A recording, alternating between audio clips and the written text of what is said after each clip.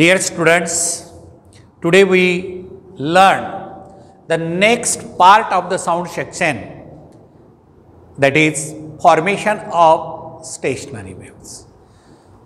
What is stationary wave?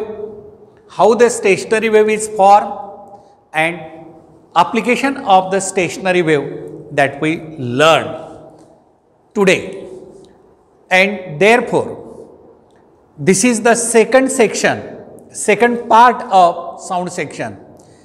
आणि याच्यापूर्वी जर तुम्ही सिलेबसमध्ये ऑब्झर्व केलं असेल बेटा, तर याच्यापूर्वी काय होतं, स्टेशनरी वेव्ह हा सेपरेट टॉपिक होता. पण आता नवीन याच्यामध्ये काय केलेलं आहे, साऊंड सेक्शनमध्ये पार्ट फर्स्ट सेक्शन एक केलेलं आहे आणि दुसरा पार्ट सेकंड केलेला आहे. पार्ट फर्स्ट आपण कंप्लीट केलेला आहे. आता पार्ट सेकंड आणि इम्पॉर्टंट सिलेबस जो असेल तो आपण आज लर्न करत आहे बेटा. तर कोणतं आर्टिकल सांगितलं मी, स्टेशनरी वेव्ह. पहा इकडे, stationary wave. What is stationary wave? सांगा बरं मला काय असेल, काय तुमची आयडिया असेल stationary wave? It is the special case of superposition of two sound waves. Formation of beat is also the special case of superposition of two waves. आणि मग स्टेशनरी वेव्ह सुद्धा principle of superposition of waves. Formation of stationary wave is the principle of superposition of waves. Let us consider two waves of same amplitude, period and frequency. पहा condition काय म्हणले, two progressive waves of same amplitude, period, frequency, wavelength. म्हणजे आता तुम्हाला मी एक wave दिली बेटे. आता या ठिकाणी एक स्ट्रेच्ड स्ट्रिंग घेतो एक्झाम्पल, म्हणजे लवकर क्लिअर होईल. असा एक स्ट्रिंग आहे. या स्ट्रिंगला आपण प्लग केलं तर इथून जाणारी वेव्ह अशी प्रोपोगेट्स अलॉंग दी लेंथ. आणि मग इथं काय ठेवलं आपण, एक परफेक्ट रिजिड सपोर्ट ठेवला बेटा. परफेक्ट रिजिड सपोर्ट म्हणजे वॉल. भिंतीला एक खिळा, आता हे बोर्ड दिसत आहे तुम्हाला, याला एक खिळा मारला आपण, त्याला दोरा बांधला आणि दोऱ्याचं दुसरं टोक हातात घेतला आपण असं, आणि असं प्लग केलं. काय होणार, अशी वेव्ह जाणार आणि इथून ती रिफ्लेक्ट होणार. आणि रिफ्लेक्ट झालेली वेव्ह कशी असेल, हे अशा टाईपमध्ये. तर सेम ॲम्प्लिट्यूड म्हणलं मी थोडंसं, हे हाईट तेवढीच असली पाहिजे. Same amplitude, period and frequency म्हणतो.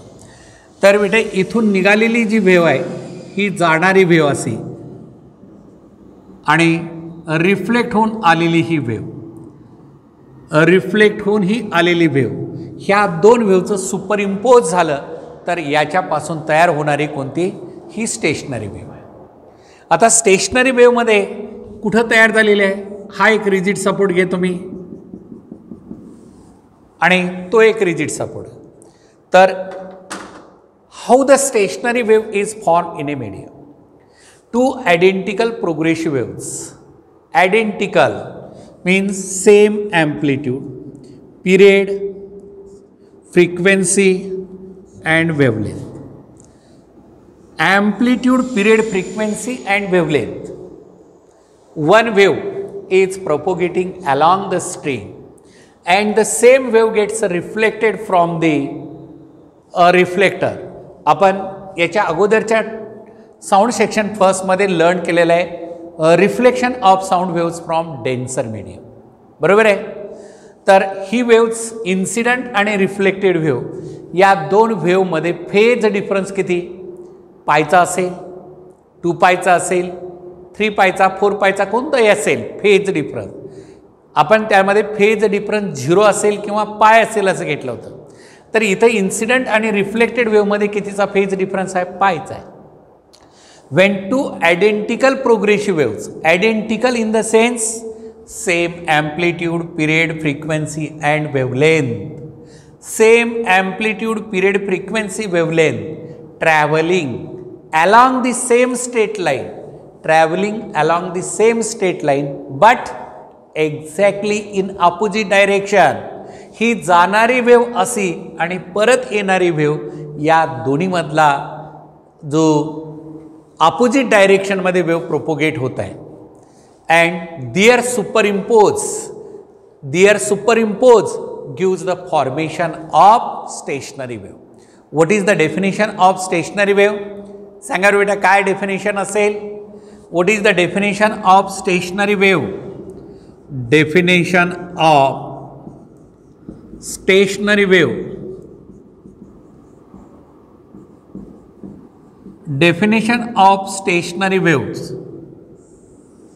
two identical progressive waves traveling along the same straight line. Two identical progressive waves traveling along the same straight line but exactly in opposite direction. Two identical progressive waves traveling along the same straight line but exactly in opposite phase. Their interference gives the formation of stationary wave. Their superposition, their interference gives the formation of stationary waves. And the structure of the stationary wave is shown in this figure.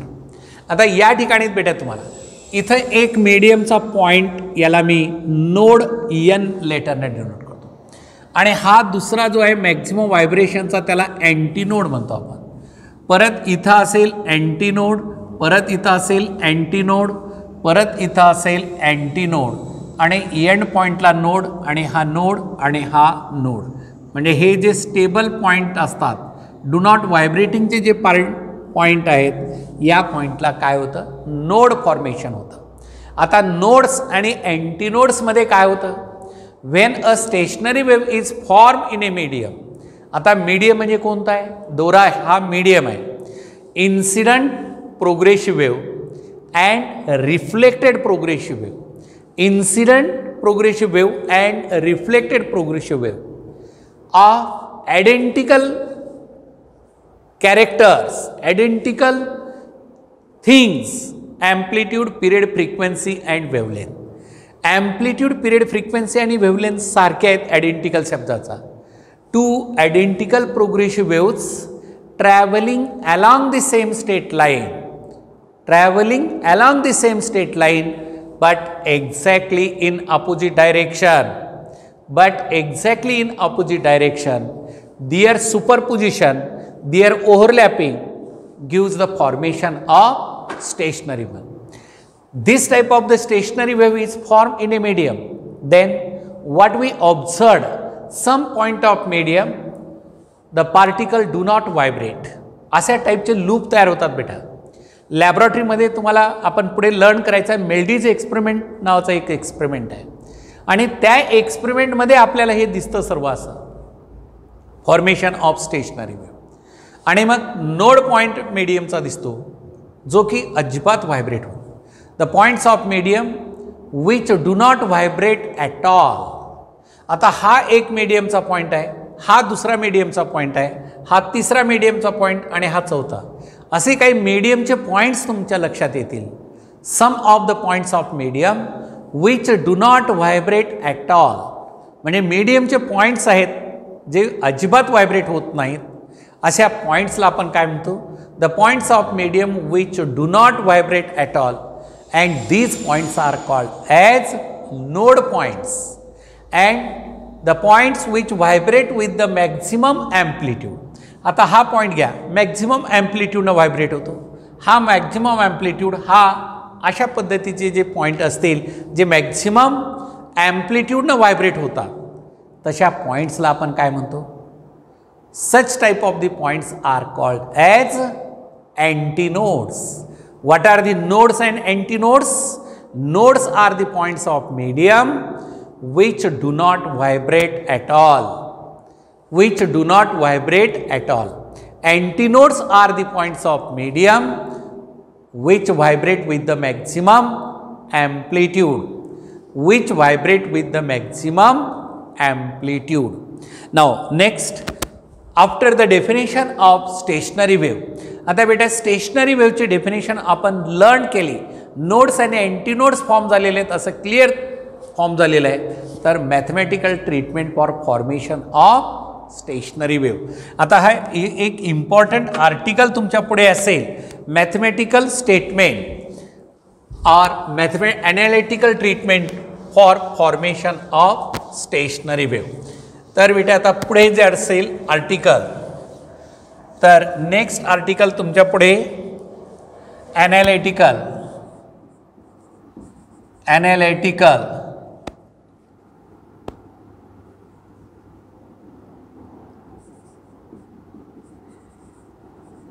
और mathematical analytical or mathematical method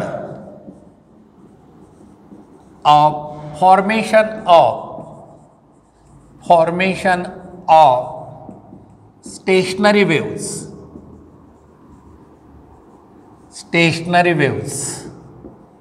analytical method or mathematical method for formation of stationary wave.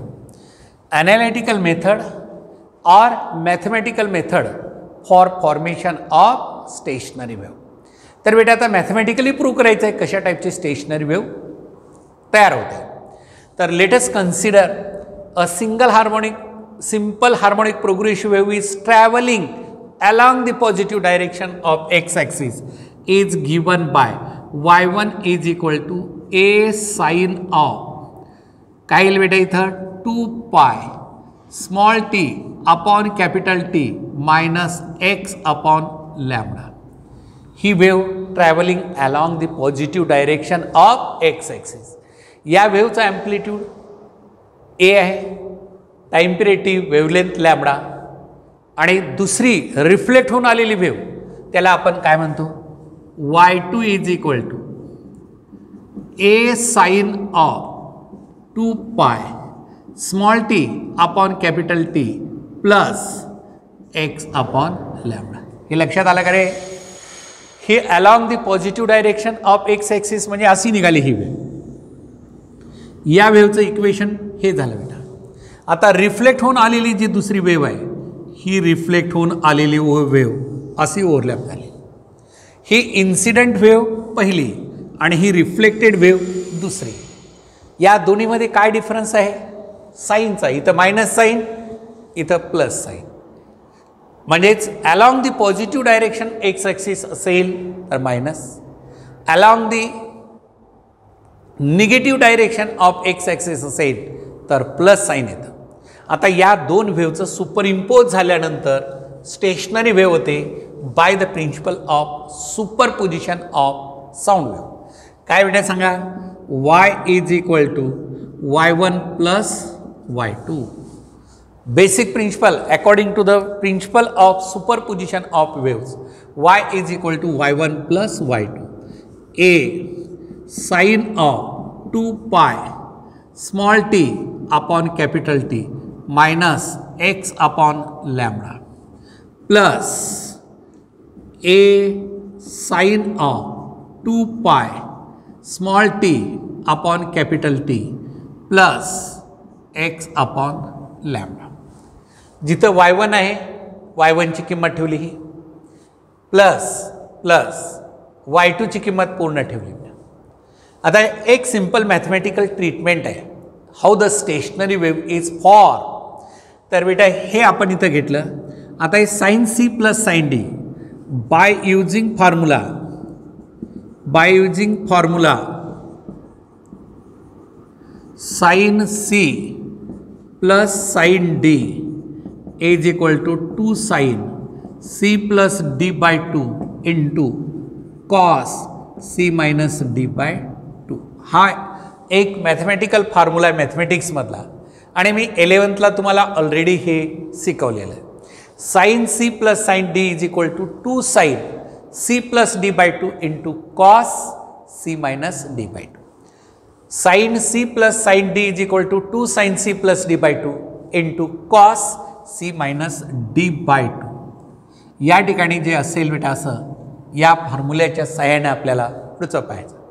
आता पुढे इथं म्हणजे हा पूर्ण bracket C आणि हा पूर्ण ब्रॅकेट डी. चला या फॉर्म्युल्याचं एक्सपान्शन हे इक्वेशन ए तुम्ही कॉमन काढला. 2 times a sine of c म्हणजे काय बेटा हे 2 pi common as it is. C म्हणजे small t upon capital T minus x upon lambda plus d म्हणजे small t upon capital T plus x upon lambda divided by 2. लक्षात आलं का? हे इथून इथपर्यंत सी आणि हे इथून इथपर्यंत D. Sine C plus sine D is equal to 2 sine C plus D by 2 into cos C minus D by 2. हे झालं याचं एक्सपान्शन ही इथपर्यंत इंटू पुढे काय कॉस हे 2 पाय ॲज इट इज. सी म्हणजे किती small t upon capital T minus x upon lambda हे मायनस. आता काय small t upon capital T minus x upon lambda divided by 2 बेटा. आलं लक्षामध्ये? तर आता या ठिकाणी काय येईल मला सांगा. मायनस एक्स अपॉन लॅम्बडा आणि plus x upon lambda cancel झाले. इथं काय येईल small t upon capital T plus इथं small t upon capital T minus cancel झालं. आता पुढे 2a साइन ऑफ हे 2 पाय ॲज इट इज 2 पाय ॲज इट इज.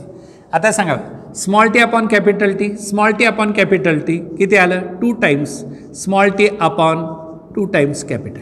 हे 2 आपण इथं घेतलं हे 2 कॅन्सल झालं इंटू कॉस ऑफ 2 पाय हां मायनस एक्स अपॉन लॅम्बडा आणि मायनस एक्स अपॉन लॅम्बडा किती झालं minus 2 times x upon 2 lambda.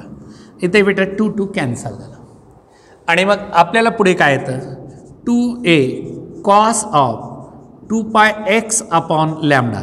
आता कॉस मायनस थिटाची किंमत मायनस थिटा इथं मायनस आहे ना मग कॉस मायनस थिटाची किंमत कॉस थिटाची येतं म्हणून आपण इथं काय येतं sign of 2 pi small t upon capital T. आता याला आपण ही जी टर्म आहे याला आपण ॲम्प्लिट्यूड म्हणून पुटअप करतो बेटा. y is equal to capital R sine of 2 pi bye T 2 pi bye T म्हणजेच ओमेगाची किंमत omega into T where R is equal to 2a cos of 2 pi X upon lambda. तर resultant जी wave आलेली आहे stationery wave जे resultant आलेले त्या स्टेशनरी वेव्हचं इक्वेशन हे लक्षात ठेवा किंवा हे लक्षात ठेवा. आता amplitude of stationary wave is the same as that of individual. Amplitude of the stationary wave is same as that of individual. इकडे पहा इंडिव्हिज्युअलचा ॲम्प्लिट्यूड किती आहे बेटा ए. स्टेशनरी वेव्हचा ॲम्प्लिट्यूड किती आहे आर. हे दोन्ही सारखे आहेत का? Is it the amplitude of stationary wave is same as that of the individual? No. Individual amplitude a आहे रिझल्टंटचं ॲम्प्लिट्यूड कॅपिटल आर आहे म्हणजे वेगळे आहे. But frequency is same as that of the individual. Amplitude वेगळा आहे पण frequency resultant stationary वेव्हची सेम. आता या वेव्हचं इक्वेशन जे आहे याला स्टेशनरी वेव्ह का म्हणायचं? Why this wave is called stationary wave. Progressive वेव्हमध्ये आणि स्टेशनरी वेव्हमध्ये फरक काय? प्रोग्रेसिव्ह वेव्हमध्ये मी तुम्हाला सांगितलं होतं which carries energy from one place to another place. एका ठिकाणाहून दुसऱ्या ठिकाणी एनर्जी कॅरी करणारी वेव्ह म्हणजे कोणती झाली प्रोग्रेसिव्ह वेव्ह. स्टेशनरी वेव्ह काय करते? It doesn't carry energy from one place to another place. एका ठिकाणाहून दुसऱ्या ठिकाणी एनर्जी कॅरी करत नाही. Energy is confined. शब्द लक्षात ठेवा ऑब्जेक्टिव्हमध्ये विचारलेला आहे. Energy confined means remains constant. Energy is confined or remains constant in a particular region of medium. In a particular region of medium. Energy is confined in a particular region of medium and that is the formation of loop तयार झालेली. Node point तयार होतात ना stable, तो एनर्जीच transfer करत नाही, stable point. आता याचं एक बेस्ट एक्झाम्पल सांगतो. आपण काय एका लाईनमध्ये 10 विद्यार्थी उभे केले आणि एका विद्यार्थ्याला मी मेसेज दिला, तो दुसऱ्याला सांगितला, दुसरा तिसऱ्याला, तिसरा चौथ्याला, लास्ट विद्यार्थ्यापर्यंत हा मेसेज कम्युनिकेट झाला. म्हणजे व्हायब्रेशनच्या माध्यमातून एनर्जी प्रोपोगेट झाली. म्हणजे एक पार्टिकल दुसऱ्याला, दुसरा तिसऱ्याला, तिसरा चौथ्याला, अशा पद्धतीने एनर्जी प्रोपोगेट झाली. याला म्हणायचं प्रोग्रेसिव्ह वेव्हचं energy is carried from one place to another place through the vibration of particles of medium. आता स्टेशनरी वेव्हमध्ये काय होतं याचंच एक्झाम्पल परफेक्ट तुम्हाला लक्षात येण्यासाठी, आपण 10 विद्यार्थी एका लाईनमध्ये उभे केलेले आहेत. त्यातला एक विद्यार्थी कोणत्या तरी नंबरचा, 5, 6, 7 नंबरचा, तो काय असेल, मूक बधीर विद्यार्थी आहे. मूक बधीर विद्यार्थी म्हणजे तो ऐकत नाही, त्याला ऐकू येत नाही, तो दुसऱ्याला सांगू शकत नाही. तसं हे नोड पॉईंट तयार होतात आणि हे स्टेबल पॉईंट असल्यामुळे हे व्हायब्रेटच होत नाही, एनर्जी फर्दर कम्युनिकेट होत नाही. म्हणून stationary wave, standing wave, stationary वेव्हला आपण स्टँडिंग वेव्हसुद्धा म्हणतो. का स्टँडिंग वेव्ह म्हणतो, तर it do not carries energy from one place to another. Why not it carries energy from one place to another place? ही एनर्जी एका ठिकाणाहून दुसऱ्या ठिकाणी का कॅरी करत नाही सांगा ना. Why not it carries energy from one place to another place? एका ठिकाणाहून दुसऱ्या ठिकाणी ही एनर्जी का प्रोपोगेट करत नाही, कॅरी करत नाही? कारण हे जे आहे ही एनर्जी एका ठिकाणाहून दुसऱ्या ठिकाणी कॅरी करत नाही because formation of stable node point.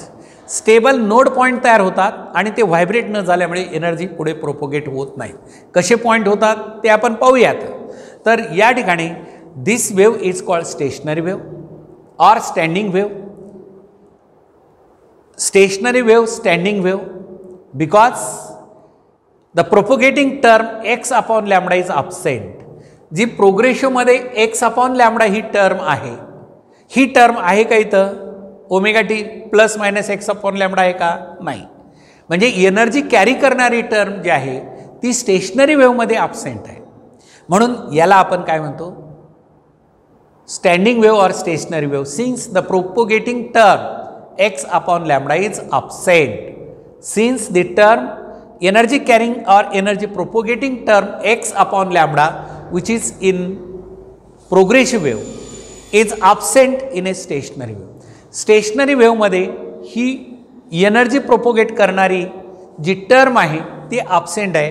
म्हणून it do not carries energy from one place to another place. एका ठिकाणाहून दुसऱ्या ठिकाणी एनर्जी प्रोपोगेट होत नाही, एनर्जी absent प्रोपोगेटिंग होत नाही. एक पॉईंट म्हणजे ही absent आहे पुढे. आणि दुसरं म्हणजे स्टेशनरी वेव्हचा ॲम्प्लिट्यूड कसा आहे, कॉन्स्टंट नाही. आर बरोबर काय बेटा, 2a cos of 2 pi x upon lambda. Amplitude of the stationary wave varies position to position. Stationary वेव्हचं जे ॲम्प्लिट्यूड आहे, amplitude of a stationary wave varies position to position. म्हणजे जसं पोझिशन बदलत चालली तसं ॲम्प्लिट्यूडसुद्धा स्टेशनरी वेव्हचं बदलतं. Amplitude of a stationary wave varies position to position. एका पोझिशनपासून दुसऱ्या position to position amplitude of a stationary wave varies position to position. Position to position amplitude बदलतं. म्हणून R is equal to 2a cos of 2 pi x upon lambda. So the amplitude of stationary wave varies position to position. आता एवढं physical significance इथं मी दिल्यानंतर आता पुढे बेटा आपल्याला condition for formation of nodes. Condition for formation of nodes, जसं तुम्ही फॉर्मेशन ऑफ बीटमध्ये वॅक्सिंग आणि वॅनिंग कंडिशन आपण लर्न केल्या होत्या, तसं या ठिकाणी पहिली case first formation of nodes. Yes, let me know the definition of nodes. काय बेटा, nodes म्हणजे काय तरी the points of medium which do not vibrate at all. The points of medium which do not vibrate,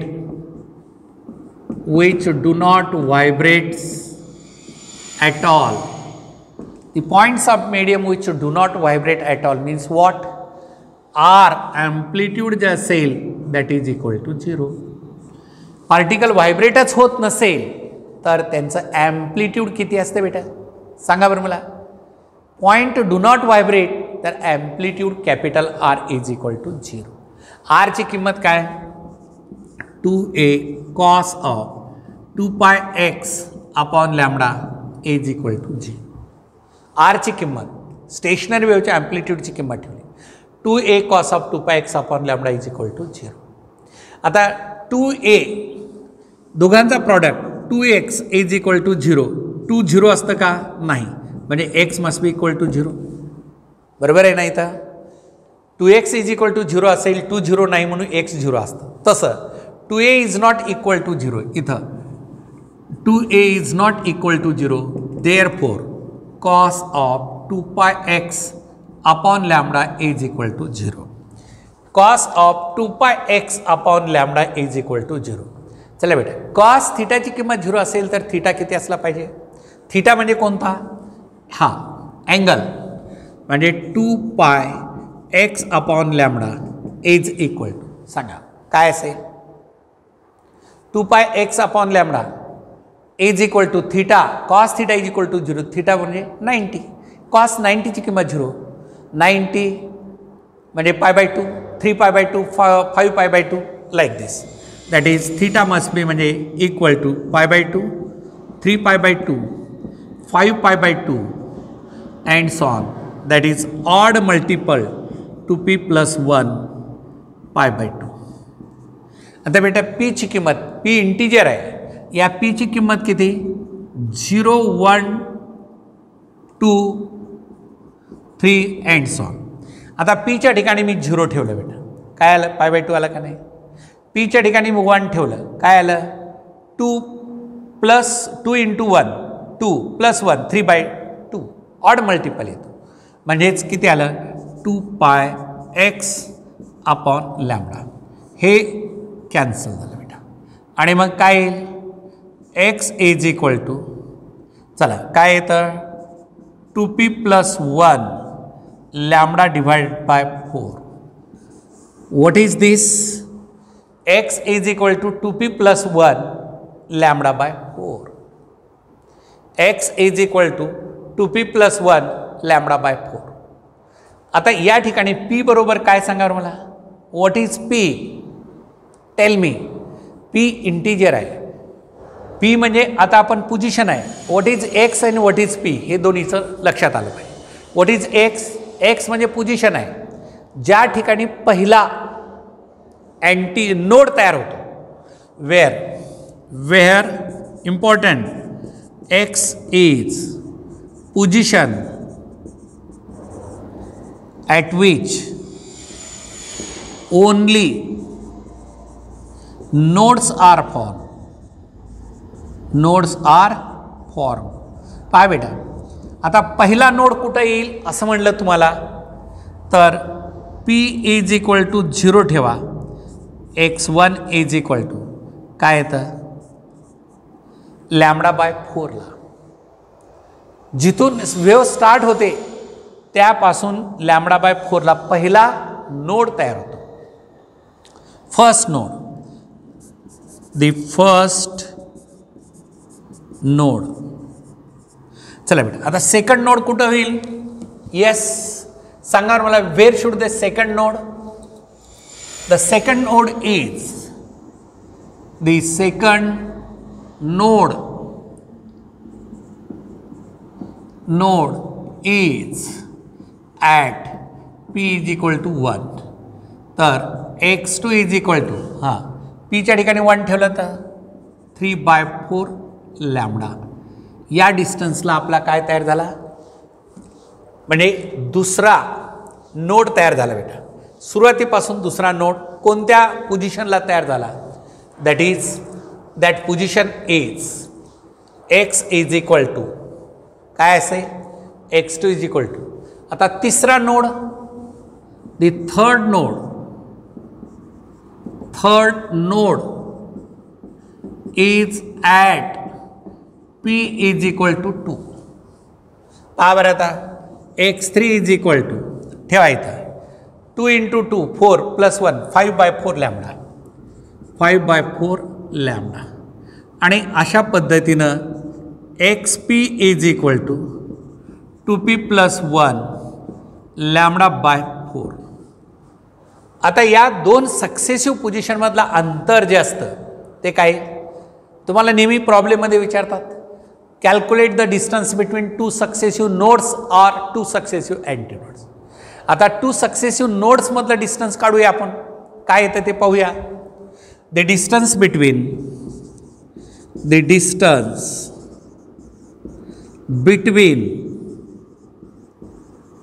2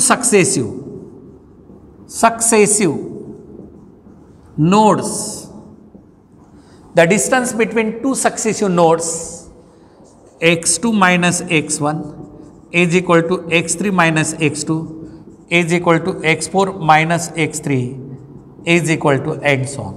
कोणत्याही दोन्हीमधला difference घ्या बेटा.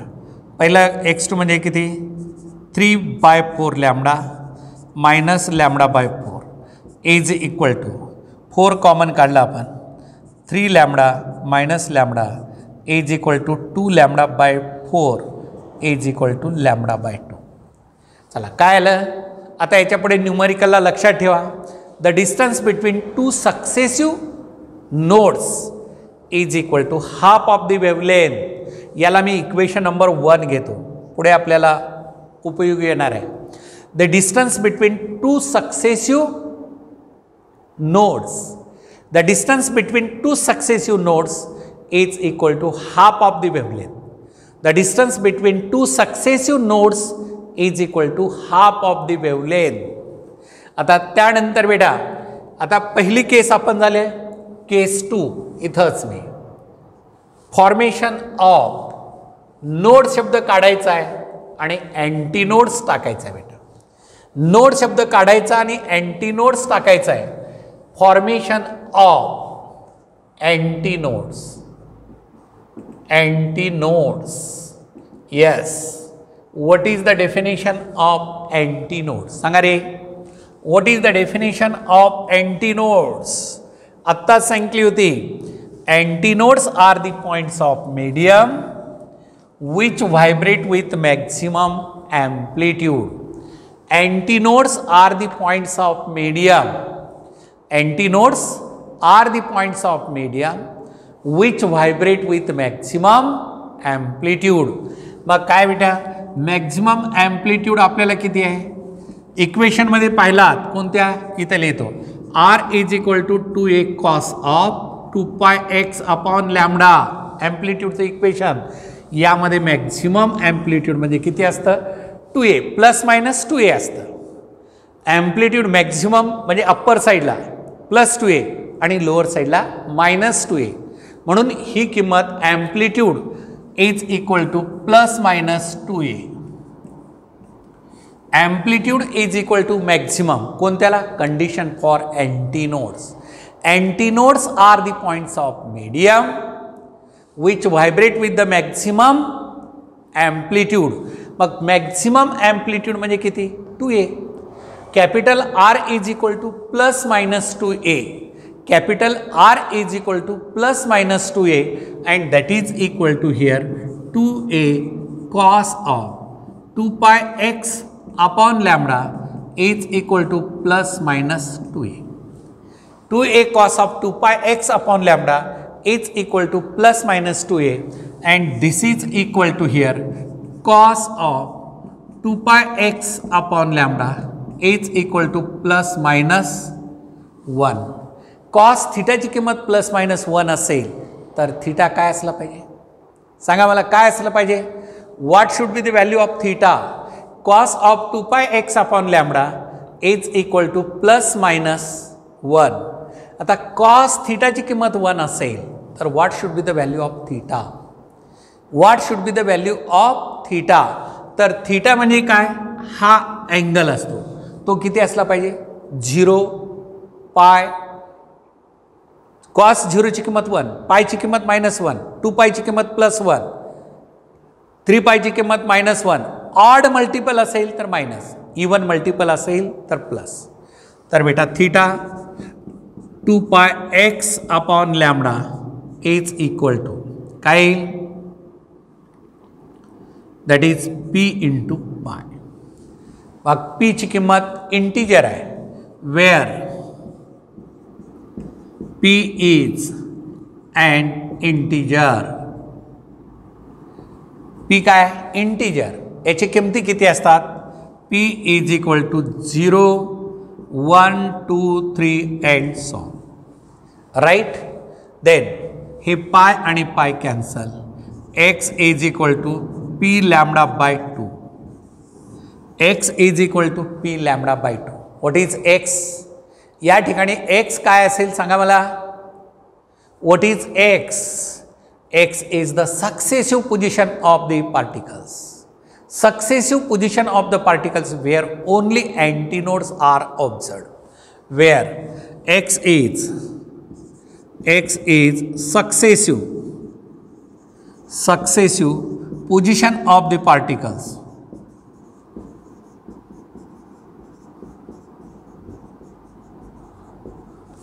where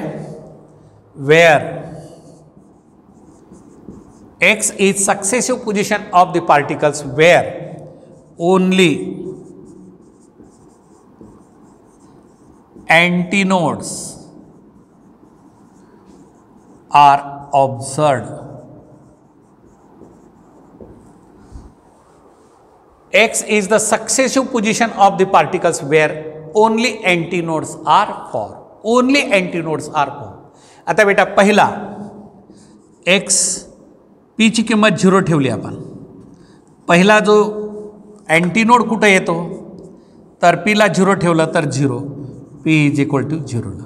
दुसरा antinode हा पहिला झाला, दुसरा अँटीनोड p च्या ठिकाणी 1 लॅम्बडा बाय 2 पासून, म्हणजे सुरुवातीच्या पासून x1 पोझिशन म्हणजे ओरिजिनला अँटीनोड तयार झाले. त्यानंतर लॅम्बडा बाय 2 डिस्टन्सला पहिला नोड तयार झालेला आहे आणि त्यानंतर पुढे third position of the third node is position of third antinode, the position of third antinode is at, position of the third antinode is at x3 is equal to काय बेटा इथं ठेवून टाका 3 लॅम्बडा बाय 2 आणि next the position of fourth antinode is at x4 is equal to 5 lambda by 2. आता या दोन्ही मधला कोणत्याही दोन्ही मधला सक्सेसिव्ह अँटीनोड मधला डिफरन्स सक्सेसिव्ह नोड्स मधला ऑलरेडी आपण लर्न केलेला आहे. The difference between two successive antinodes, what should be the distance between two successive antinodes? The distance between two successive, the difference between two successive antinodes is equal to काय बेटा x2 minus x1 x3 minus x2 is equal to and so on. चला x2 ची किंमत किती lambda by 2 minus 0 is equal to lambda by 2. याला equation second. काय येईल बेटा इक्वेशन फर्स्ट आणि इक्वेशन सेकंडनुसार, इक्वेशन फर्स्ट आणि इक्वेशन सेकंडनुसार आपण ऑब्झर्व केलात तर distance between two successive nodes, the distance between two successive nodes is equal to two successive antinodes is equal to half of the wavelength. म्हणजे distance between two successive nodes is equal to two successive antinodes is equal to half of the wavelength. So this clearly indicates that nodes and antinodes are equispaced.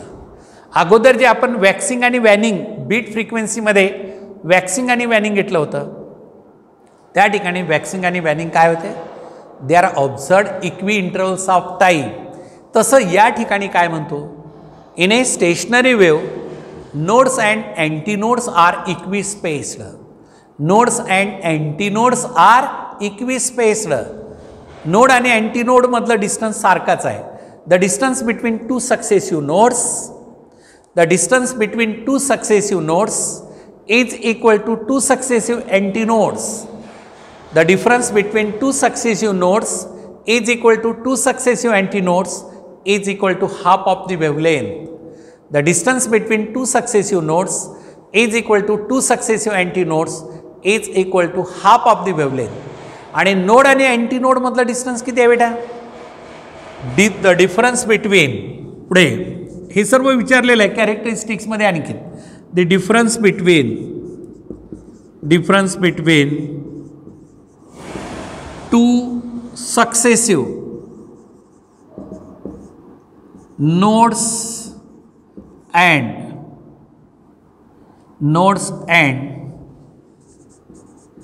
antinodes. The difference between two successive nodes and antinodes is equal to lambda by 4 minus 0 is equal to lambda by. हे तिसरं, successive nodes and antinodes. एक node त्याच्यानंतरचा antinode, एक node आणि त्याच्यानंतरचा antinode, या दोन्हीमधला difference जे आपण घेतलेला आहे तो किती आलेला आहे, लॅम्बडा बाय 4 झालेला आहे. म्हणजे नेहमी अनेक वेळेस असं विचारतात, in a stationary wave show that distance between two successive nodes is equal to two successive antinodes is equal to half of the wavelength. किंवा in a stationary wave nodes and antinodes are equispaced. In a stationary wave nodes and antinodes are equispaced. तर ही mathematical treatment आपली इथं झालेली आहे. म्हणजे article अत्यंत important article आपण इथं कंप्लीट केलेलं आहे बेटा. आता याच्या नेक्स्ट पिरियडला काय करणार आहे, characteristics of stationary wave or properties of stationary wave and structure of stationary wave. अत्यंत इम्पॉर्टंट आहे.